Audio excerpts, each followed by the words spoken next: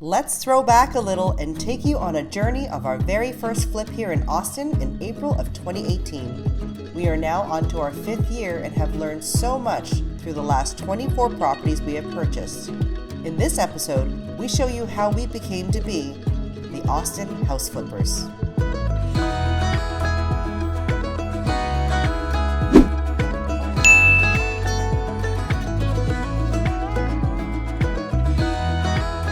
The first question we always get is, how did we find this house to flip? Well, most of us have heard of the MLS or the retail market, but did you know there's such thing as a wholesale market for homes? Through networking and research, we found a reputable wholesaler to work with, and we went to look at a property once we met with them and signed up to their buyer program. Pretty soon, the first deal was presented to us and we were ready to jump in. At the time, we had only lived in Austin for 3.5 years and barely understood the real estate market. But what we were attracted to on this particular home was the open layout, the distance to both of our jobs, and the proximity it had to main highways. The big bonus is that it is zoned to great schools, and we only figured this out after we purchased the property. Pro tip: don't try bigger projects like tearing out walls, adding new bathrooms, or creating additions in your very first flip, unless you are extremely comfortable with what you're doing. Well, we can say we really didn't know what we were doing, but we weren't afraid to try. Whatever obstacles we would come into, we were confident that we could figure it out. This single-story house on Turtleback Lane is a 3-bedroom, 2-bath home at 1,685 square feet, nestled in a quaint older neighborhood from the early 1980s. With just a 5-minute drive to the Austin Apple corporate campus and zoned to great schools, I knew there was little that could go wrong.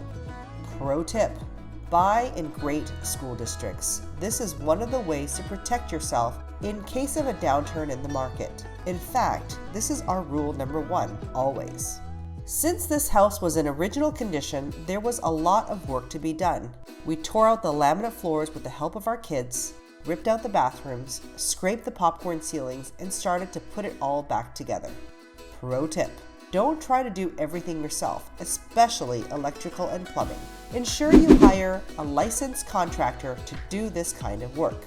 We get asked all the time how we decided when to do the work ourselves and when to hire it out. We loosely had 3 rules. Number 1, is it a specialized skill? Number 2, is there someone with a team that can do it faster and better? Number 3, is this something we enjoy doing ourselves despite the above rules?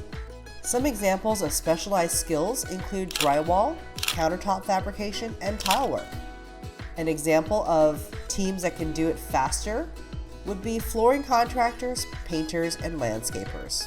And finally, what are some examples of the things we enjoy doing? We like to do the design, controlling the operations, and finishing detailed work. Finally, and most importantly, when you're making these decisions is it in the budget? Because as you know, if it can be solved with money, it's not a problem.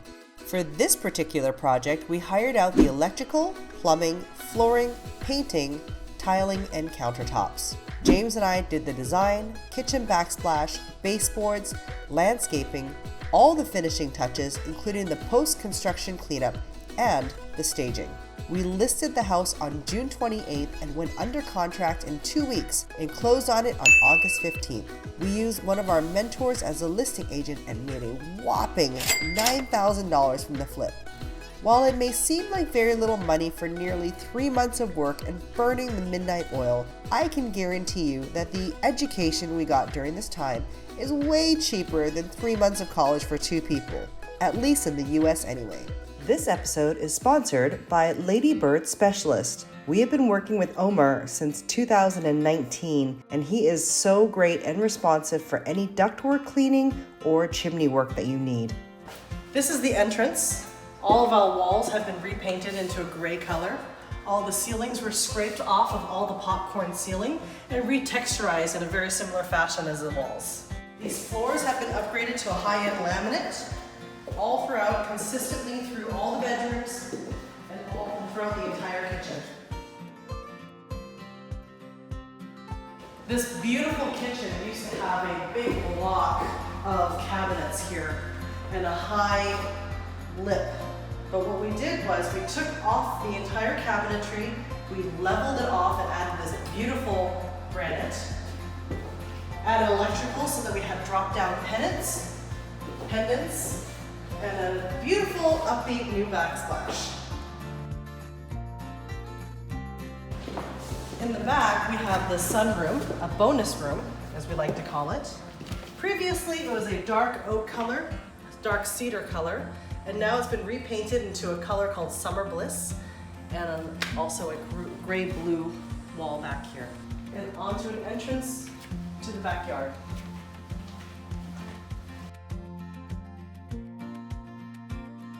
Here's the master bedroom. As you can see, we have consistently added this floor throughout the entire house. And into the master bath, we've added this beautiful ceramic tile, frameless shower with subway tiles, and an inset for all your shampoo bottles. Additionally, we kept the original 1982 cabinetry here, raised it up by 4 inches, and added the same granite that we use in the kitchen to give that fluid, consistent look. And finally, bedroom number 2 and bedroom number 3, where we've painted all the doors, new ceiling fans, and we left the Murphy bed that came with the home. And this is the story of our very first flip and the beginning of our journey to become the Austin House Flippers. Make some videos. Listen, you're a camera. Stop it, I love. Listen, let's go make some videos. Hey, let's go make some videos.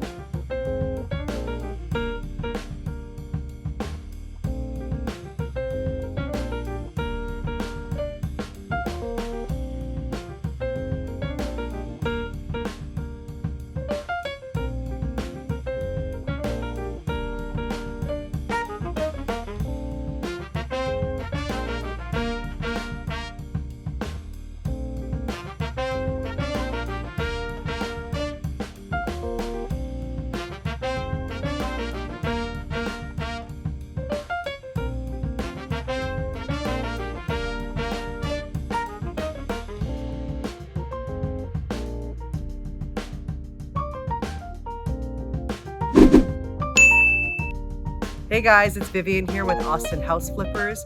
We've been working really hard on creating content for you guys. I hope you're enjoying what you're seeing. Please like and subscribe for more upcoming content where we find ugly old homes and flip them into something spectacular.